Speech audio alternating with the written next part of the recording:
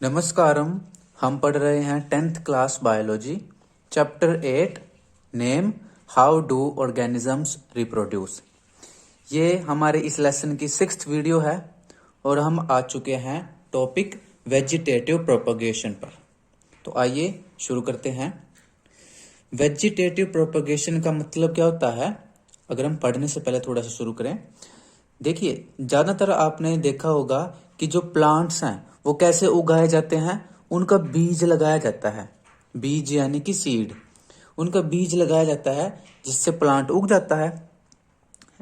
तो जब बीज से प्लांट उगाया जाता है उसको तो बोलते हैं सेक्सुअल रिप्रोडक्शन। आगे हम करेंगे डिटेल में। और जब प्लांट को बीज के अलावा किसी और भाग से प्लांट उगाया जाए, जैसे कि अगर प्लांट के पत्ते से हम एक नया प्लांट उगा दें, अगर प्लांट की जड़ों से हम एक नया प्लांट उगा दें, अगर प्लांट के स्टेम यानी तने से एक नया प्लांट उगा दें, यानी कि प्लांट के अंदर उसके बीज को छोड़ करके बाकी और किसी भी हिस्से से अगर हम एक नया प्लांट उगा दें तो उसको बोलते हैं वेजिटेटिव प्रोपगेशन। इसको एसेक्सुअल रिप्रोडक्शन भी कहते हैं, एसेक्सुअल रिप्रोडक्शन इन प्लांट्स, या इसका दूसरा नाम है vegetative propagation. There are many plants in which parts like root, stem and leaves develop into new plants under appropriate conditions।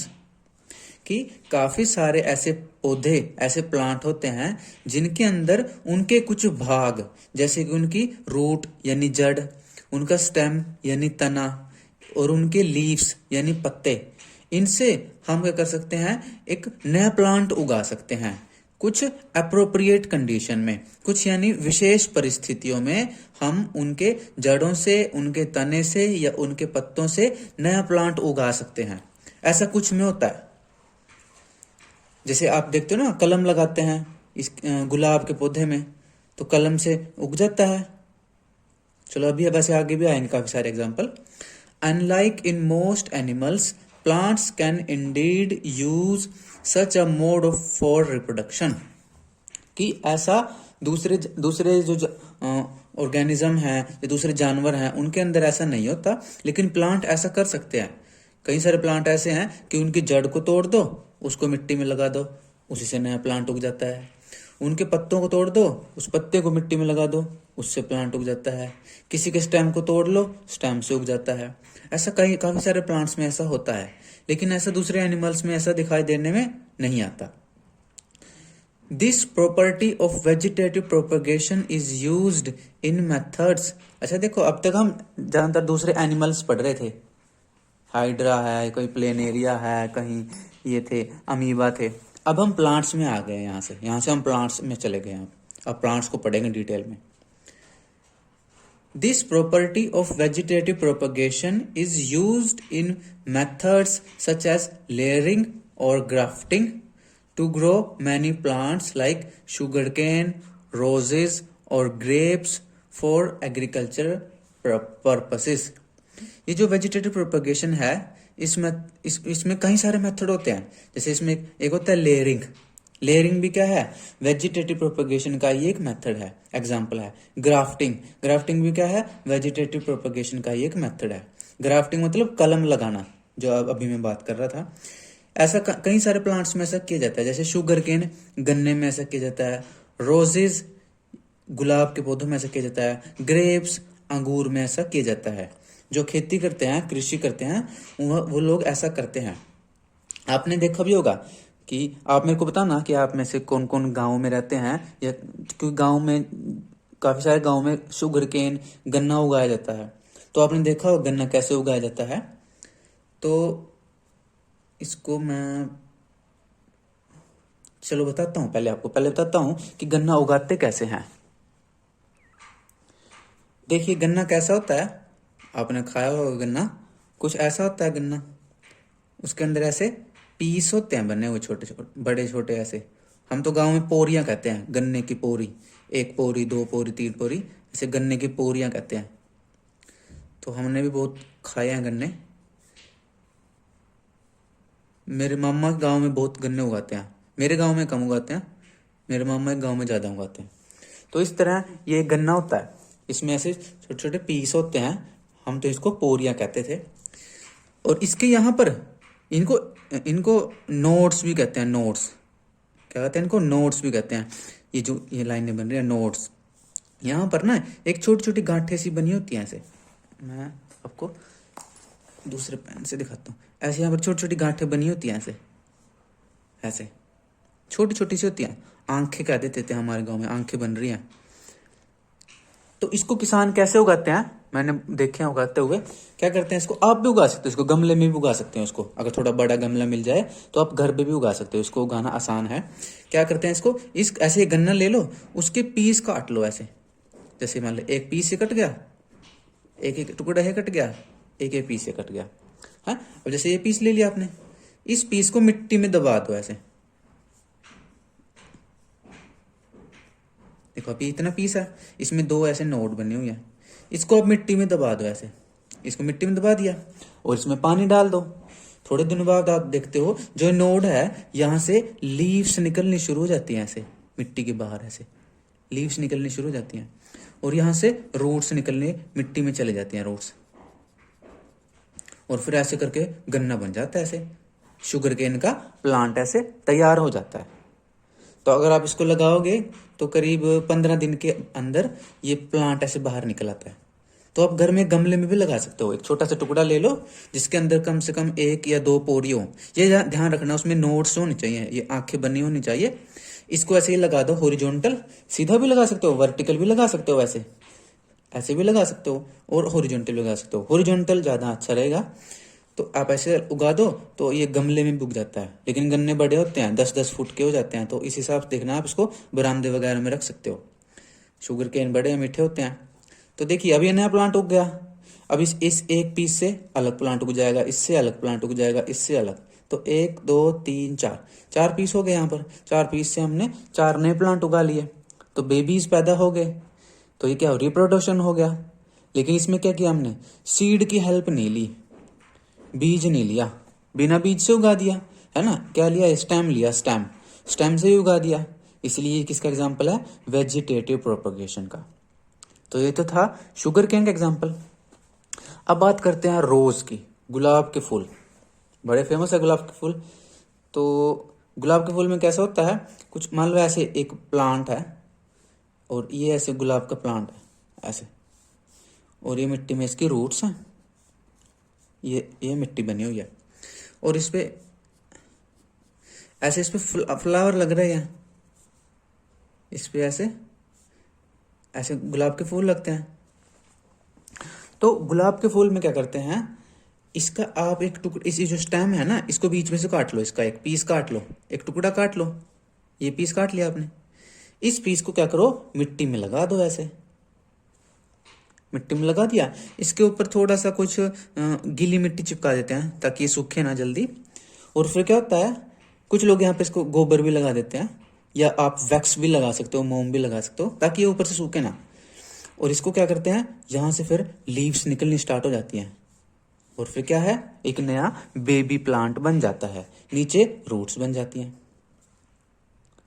इसको क्या बोलते हैं, ग्राफ्टिंग भी कहते हैं एक तरह से। ये चलो अभी मैं ग्राफ्टिंग का एक और एग्जांपल दूंगा, इससे भी और एक और अच्छा है, ये भी अच्छा है। तो कलम लगाना कहते हैं इसको। तो आप ऐसे इसके जितने मर्जी पीस निकालो इसमें से, और उतने बेबीज प्लांट तैयार हो जाते हैं। तो इसमें भी क्या किया हमने, सीड की हेल्प नहीं ली। तो ये भी क्या है, वेजिटेटिव प्रोपगेशन। आप अपने गमले में ऐसे गुलाब के प्लांट भी उगा सकते हो। तीसरा एग्जाम्पल था, तीसरा किसका था, अंगूर की बेल का था। अंगूर की बेल में भी ऐसा होता है, आप बेल अंगूर का जो प्लांट होता है, बेल होती है उसमें से एक छोटा सा पीस काट करके आप नए प्लांट उगा सकते हो। तो आगे बढ़ते हैं।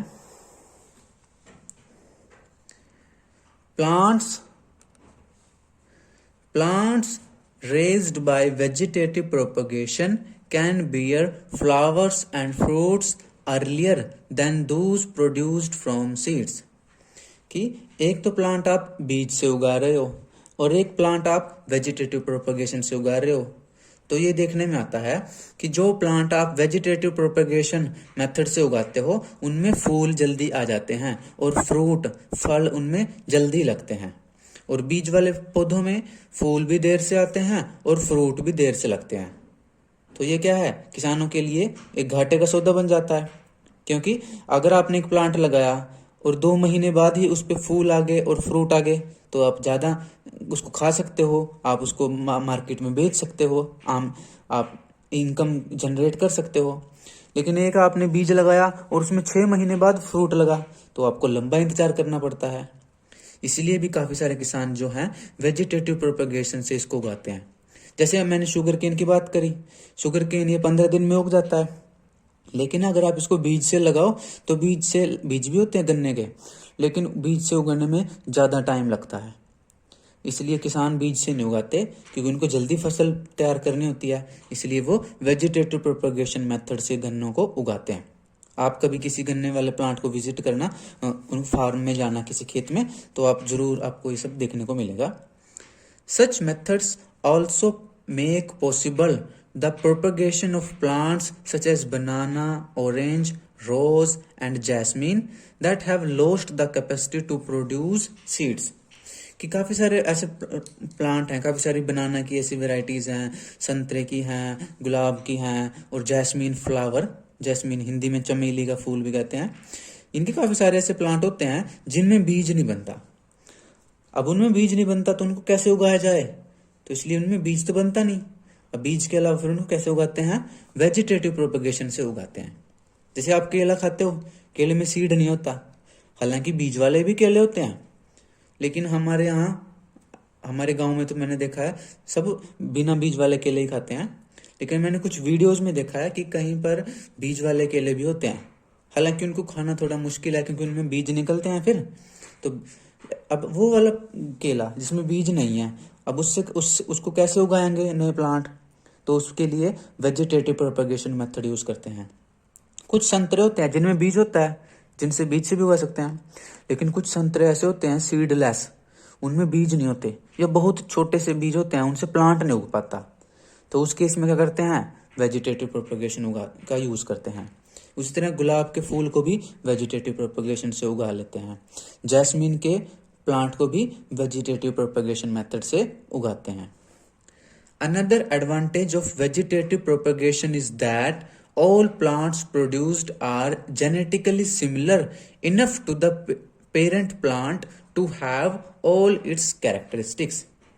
देखो क्या कहता है, एक तो पीछे वेजिटेटिव प्रोपेगेशन का फायदा था कि उसमें फूल और फल जल्दी लग जाते हैं, और दूसरा फायदा है वेजिटेटिव प्रोपेगेशन का, वो क्या, कि जैसा प्लांट होता है ना पेरेंट प्लांट, बेबी प्लांट भी बिल्कुल same to same parent plant जैसा होता है। देखो यहाँ वर्ड आया है जेनेटिकली सिमिलर।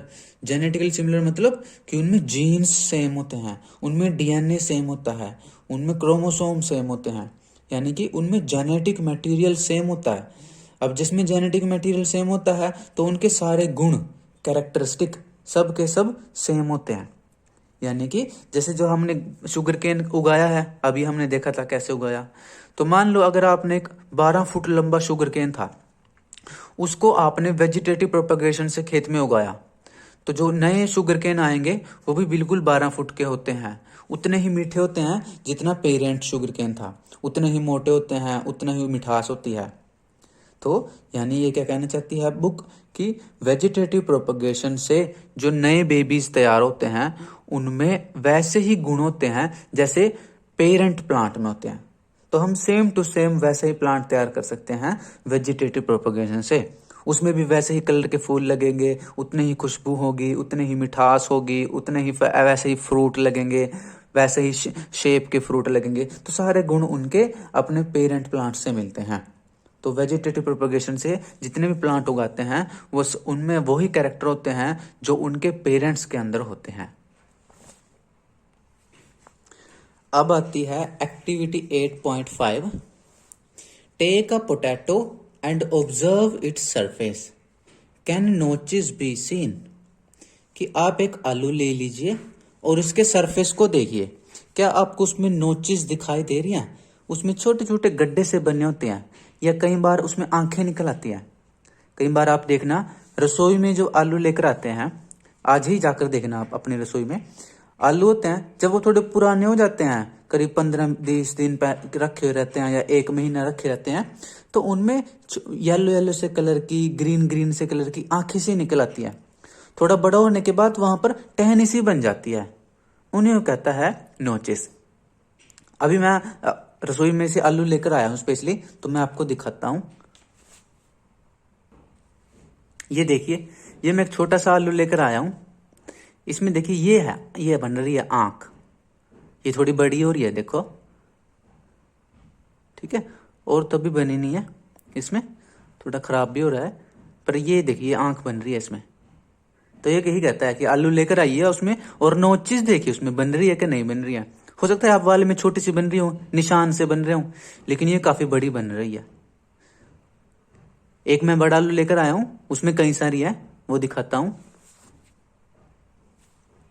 ये देखिए, ये एक बड़ा आलू है, इसमें देखिए कितनी सारी नोचेस बन रही हैं, कितनी आंखें बन रही हैं। देखिए देखिए, ये रही 1 2 3 4 5 6, एक ये रही, देखो, फिर एक ये रही, देखिए, ये वाली नहीं, ये तो काला काला से तो क्या है, वेस्ट है, देखो, ये तो वेस्ट सा है, मतलब छिलके पे कोई वेस्ट चिपक रहा है, तो कोई मिट्टी में से कोई, लेकिन ये है नोचिस, आंखें। आंखें कह देते हैं हमारे तो यहाँ पर, आप पूछना घर में क्या कहते हैं इसको। ये छोटी सी है, देखो यहाँ पर ही छोटी सी है, ये देखिए, ये भी छोटी सी है, ये छोटी सी है, ये बड़ा आलू है, देखो, ये थोड़ी ग्रीन सी है, छोटी सी है, और ये सबसे बढ़िया यहाँ पर दिखाई दे रही है, जो देखो दिख रही है आपको, ये देखिए। इनको कहते हैं कि आप एक आलू ले लीजिए और उसमें नोचिस देखिए। तो हमने आलू ले लिया और उनमें हमने नोचिस भी देख ली। अब आगे बढ़ते हैं। Cut the potato into small pieces such that some pieces contain a notch or bud and some do not। यानी कि अब आप इस आलू को छोटे छोटे पीस में काट लीजिए, और इस तरह से काटिए कि कुछ पीस में तो ये आंखें आ जाएं और कुछ पीस ऐसे हों जिनमें आंखें ना बने। ठीक है, जो अभी में हम आलू देख रहे थे, उसको इस तरह से काटिए कि कुछ में तो एक एक आंख आ जाए, एक एक या दो दो नोच आ जाए, और कुछ ऐसे पीस हों जिनमें एक भी नोच ना आए। तो आपने उनके टुकड़े कर लिए आलू के। Spread some cotton on a tray and wet it. अब आप क्या कीजिए, एक ट्रे ले लीजिए और उसमें थोड़ी सी रुई डाल दीजिए, उस रुई को गीला कर लीजिए। Place the potato pieces on this cotton, note where the pieces with the buds are placed. अब इसके अंदर आप उन आलू के टुकड़ों को इस रुई के ऊपर डाल दीजिए, और ध्यान रखिए कि कौन से पीस जो कहाँ रखे हैं आपने जिनमें बड थी, और कौन से पीस जिनमें बड नहीं थी वो आपने कहाँ रखे हैं। Observe changes taking place in these potato pieces over the next few days.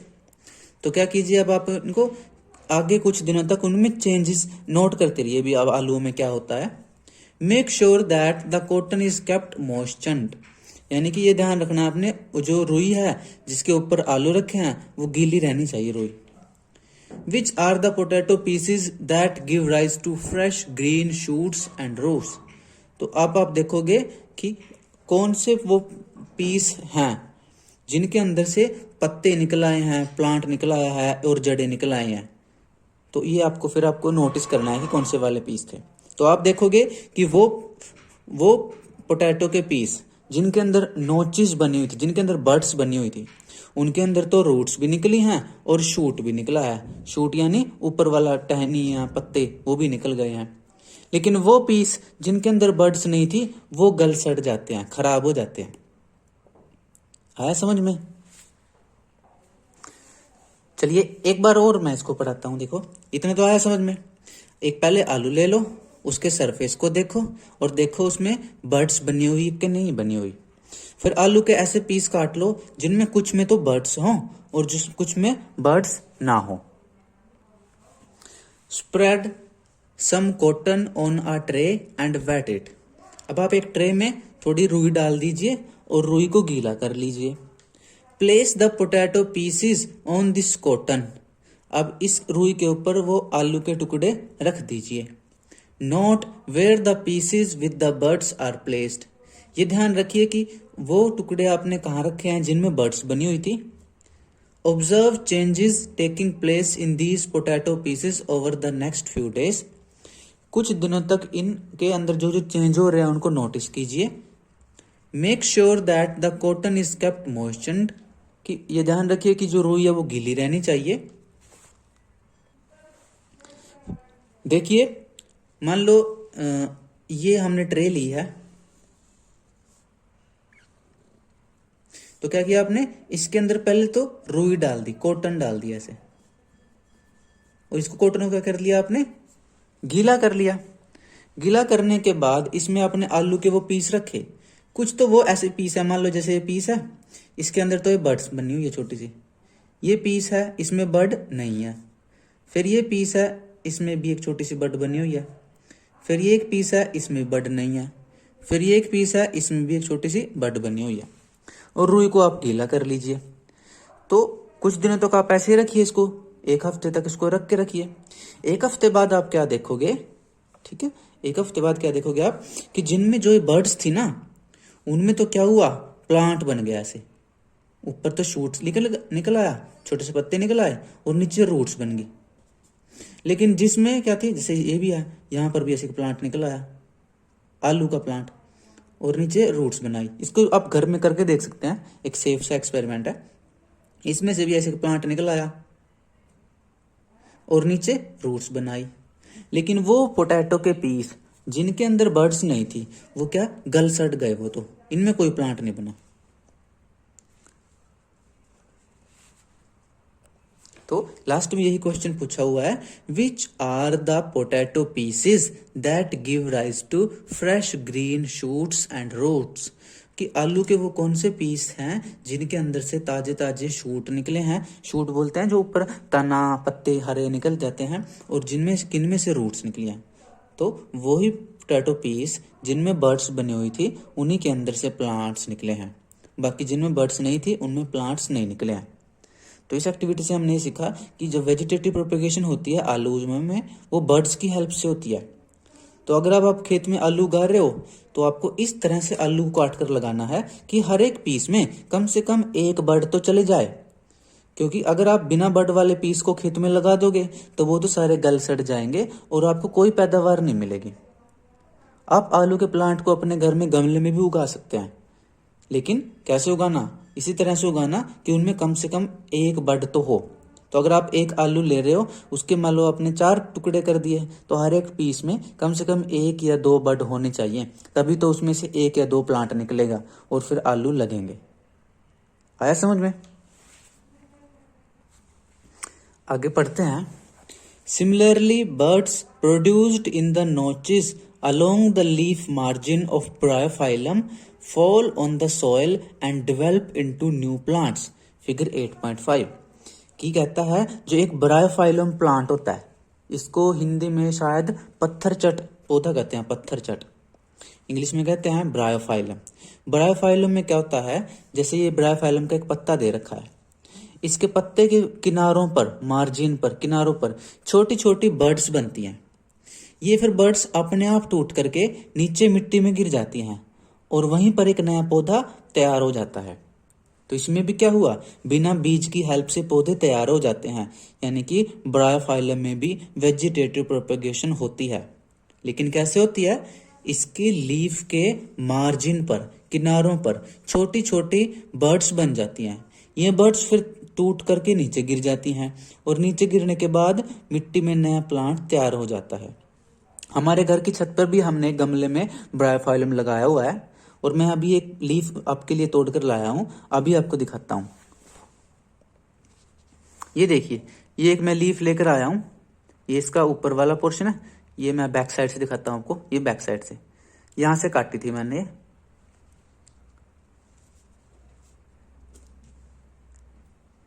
तो इसमें देखिए ये छोटा सा पत्ता है, ये बड़े पत्ते हमने पहले काट दिए थे, अभी छोटा सा था। तो देखिए ये लीफ का किनारा है, ये मार्जिन है इसका, ये देख किनारा है, किनारे पे देखो छोटी छोटी बर्ड्स बन रही हैं, देखो ये दिखाई दे रही हैं, ये बर्ड्स, ये देखो कितनी सारी बर्ड्स लग रही हैं। अब ये बर्ड्स क्या है, अपने आप टूट करके मिट्टी में गिर जाती हैं। मिट्टी में गिर जाती हैं। देखिए इस किनारे पे तो इतनी है नहीं बर्ड्स, ये 1 2 और ये 3 4 ये छोटी छोटी हैं। उस वाले किनारे पे ज़्यादा बर्ड्स बन रही हैं देखो। और ये लीफ यहाँ से, ये डंडी है इसकी, ऐसे जुड़ा हुआ था, ऐसे लगा हुआ था। तो देखिए ब्रायोफाइलम में ऐसा होता है कि ये बर्ड्स अपने आप टूट करके मिट्टी में गिर करके नया प्लांट बन जाती है।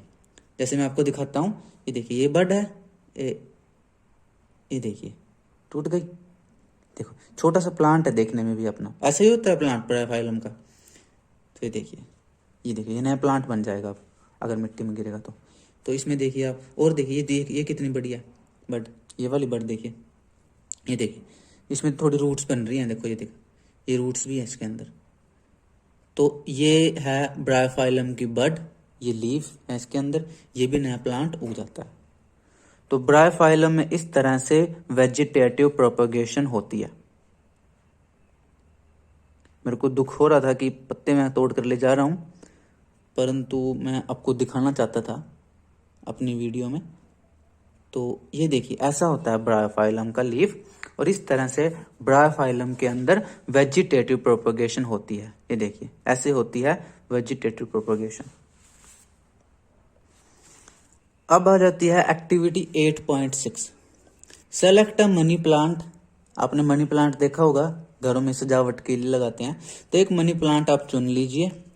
Cut some pieces such that they contain at least 1 leaf, और उसके टुकड़े कर लीजिए।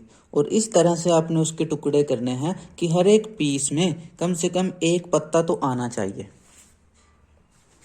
देखिए मान लीजिए ये एक ये मनी प्लांट है। तो अब आपको क्या करना है, इसके पीस कर लेने हैं, और इस तरह से पीस करने हैं कि जैसे ये मान लो आपने एक पीस से कर लिया, इसमें क्या एक लीफ चला गया, तो आपने इस तरह से पीस काट लिए कुछ आपने जिनके अंदर कम से कम एक लीफ है। जैसे कि ये रहा, इसमें 2 लीफ चले गए। Cut out some other portions between 2 leaves, और कुछ आपने इस तरह के पीस काट लेने हैं जो 2 पत्तों के बीच वाला हिस्से को काट लेना है, जिसे यानी कि जिसमें पत्ता ना हो, 2 पत्तों के बीच वाले पोर्शन को भी आपने काट लेना है। जैसे कि ये एक पीस है, एक लीफ है, ये एक लीफ है, इनके बीच से काट लो ऐसे। तो ये बीच वाला हिस्सा जिसके अंदर कोई लीफ नहीं है, तो ऐसे एक ये लीफ है, ये बीच से काट लो। तो इस तरह से एक तो आपने ऐसे पीस काट लिए जिनके अंदर कम से कम एक लीफ है, और कुछ आपने ऐसे पीस काट लिए जिनमें एक भी लीफ नहीं है। Dip 1 end of all the pieces in water and observe over the next few days. तो अब आप क्या कीजिए, इन सब पीसेस को ना पानी में भिगो दीजिए, इनके एक एक एंड को पानी में भिगो दीजिए, और कुछ दिनों तक इनको ऑब्जर्व कीजिए कि क्या होता है। तो देखिए कुछ इस तरह से मैंने यहाँ 2 छोटे छोटे पोट बनाया। इसमें क्या है, इसमें वो पीस है जिसमें एक भी लीफ नहीं है। ये 2 लीफ के बीच वाला पीस हमने यहाँ एक गमले में लगा दिया और पानी डाल दिया, और इसमें ये वाला पीस है जिसपे एक लीफ लगा हुआ है, और इसे पानी में भिगो दिया आपने। कुछ दिनों तक इनको ऑब्जर्व कीजिए। Which one grow and give rise to fresh leaves, कि यानी इन दोनों गमलों में से कौन सा में जो है ग्रो कर जाएगा प्लांट, और उसमें ताजे नए पत्ते आ जाएंगे। और अगला प्रश्न है, what can you conclude from your observations, कि आप अपने ऑब्जर्वेशन से क्या रिजल्ट निकालते हो। तो इसमें अब आप देखोगे जो ये प्लांट है, इसमें आप देखोगे कि जिसके अंदर लीफ नहीं था उसमें तो कोई पत्ते नहीं आएंगे, ये तो ग्रो नहीं कर पाएगा। लेकिन जिसमें लीफ था इसके अंदर क्या है, यहाँ पर रूट्स निकल आएंगे लीफ के नीचे से पूरा ऐसे, और इस पे क्या है, नए लीफ आ जाएंगे, ये ग्रो कर जाएगा ऐसे। इस पे क्या है, नए लीफ आ जाएंगे, ऐसे आगे ग्रो कर जाएगा। तो इससे हम क्या निष्कर्ष निकालते हैं, क्या रिजल्ट निकालते हैं कि मनी प्लांट में भी क्या है, बिना बीज से हमने नया प्लांट तैयार कर दिया। तो मनी प्लांट में भी वेजिटेटिव प्रोपगेशन होती है। और कैसे होती है, इसके अंदर हम उन पोर्शन से उस कटिंग से होती है जिसके अंदर कम से कम एक लीफ हो। तो अगर आप अपने पड़ोस में से, आपके मान लो पड़ोस में मनी प्लांट लग रहा है, आप अपने घर में उगाना चाहते हो, तो आप एक टहनी को तोड़ कर ले आना, काट कर ले आना, लेकिन इस तरह से काट कर लाना कि उसमें कम से कम 1 या 2 लीफ जरूर हो, और उसको आप इस तरह से पानी में उगा सकते हो या मिट्टी में लगा सकते हो। अगर आप ऐसी टहनी लाओगे जिसमें एक भी पत्ता नहीं है तो आपका पौधा नहीं उगेगा, वो सूख जाएगा, खराब हो जाएगा। तो इस तरह से मनी प्लांट के अंदर इस तरह से वेजिटेटिव प्रोपेगेशन होती है। तो ये थे हमारे आज के टॉपिक। तो मैं रिक्वेस्ट करता हूं कि आप इन सभी टॉपिक्स को अपनी एनसीईआरटी बुक से जरूर पढ़िएगा। और इसके अलावा एक रिक्वेस्ट और करता हूं मैं कि आजकल बहुत गर्मी पड़ रही है भारत के काफ़ी सारे हिस्सों में, स्पेशली उत्तरी भारत में, हरियाणा, पंजाब और ये उत्तर प्रदेश, बिहार, बहुत गर्मी, राजस्थान, बहुत गर्मी पड़ रही है। तो मैं आपसे एक रिक्वेस्ट और करता हूं कि आप अपनी छतों पर एक कटोरे में पानी और कुछ अनाज के दाने जरूर रखिए, ताकि जो पक्षी हैं वो पानी पीकर अपनी प्यास बुझा सकें और दाना खाकर अपने पेट की भूख भी शांत कर सकें। तो हम भी अपने घर में छत के ऊपर एक मिट्टी के बर्तन में पानी रखते हैं तथा एक कटोरी अनाज रखते हैं, जिसमें कुछ गेहूं होती है और कुछ चावल होते हैं। इसके अलावा एक रोटी को छोटे छोटे टुकड़ों में तोड़ करके वो रोटी भी रख देते हैं, जिससे कौवा, कबूतर, चिड़िया, टटीरी, कई सारे पक्षी जो हैं वो दाना खाने आते हैं, रोटी खाने आते हैं। ये कार्य मेरा भाई करता है, लेकिन जब उसको किसी दिन टाइम नहीं होता तो उस दिन मैं ये कार्य करता हूँ। तो आपसे भी मैं रिक्वेस्ट करता हूँ कि आप भी अपने छत पर एक बर्तन में, चाहे मिट्टी का बर्तन हो तो अच्छी बात है, या आपके पास कोई भी बर्तन हो, उसमें पानी रखें हर रोज, और एक मुट्ठी या एक कटोरी अनाज के दाने उस बर्तन के आसपास बिखेर दें। अनाज में आप चावल भी ले सकते हैं, गेहूं भी ले सकते हैं, बाजरा भी ले सकते हैं, और एक रोटी या आधी रोटी को छोटे छोटे टुकड़ों में तोड़ करके उस रोटी को भी उस दानों के आसपास बिखेर दें, ताकि पक्षी खा सके। तो मैं आपका बहुत आभारी रहूंगा। मिलेंगे अगली वीडियो में अगले टॉपिक के साथ। तब तक के लिए stay healthy, study joyfully and नमस्कार।